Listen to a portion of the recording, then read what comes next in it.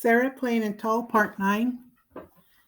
Next to the barn was Papa's mound of hay for bedding, nearly half as tall as a barn, covered with canvas to keep the rain from rotting it. Papa carried the wooden ladder from the barn and leaned it against the hay. There, he smiled at Sarah. Our dune. Sarah was very quiet. The dogs looked up at her, waiting.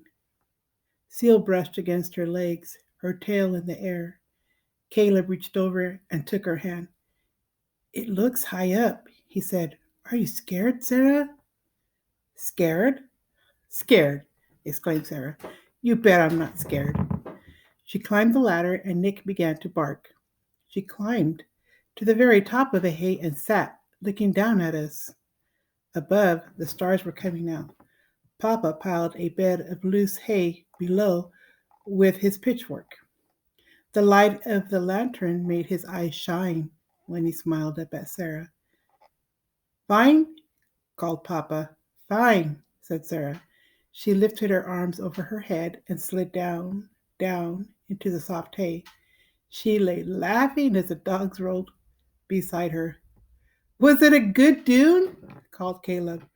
Yes, said Sarah. It is a fine dune.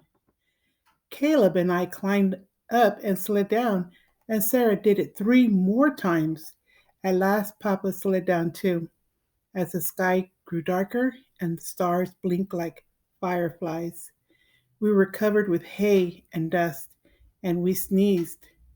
In the kitchen, Caleb and I washed in the big wooden tub, and Sarah drew more pictures to send to William. One was of Papa, his hair curly and full of hay. She drew Caleb sliding down the hay, his arms like Sarah's over his head. And she drew a picture of me in the tub, my hair long and straight and wet. She looked at her drawing of the fields for a long time. Something is missing, she told Caleb. Something. And she put it away. Dear William, Sarah read to us by lantern light that night. Sliding down our dune of hay is almost as fine as sliding down the sand dunes in the sea. Caleb smiled at me across the table. He said nothing, but his mouth formed the words I had heard too. Our dune.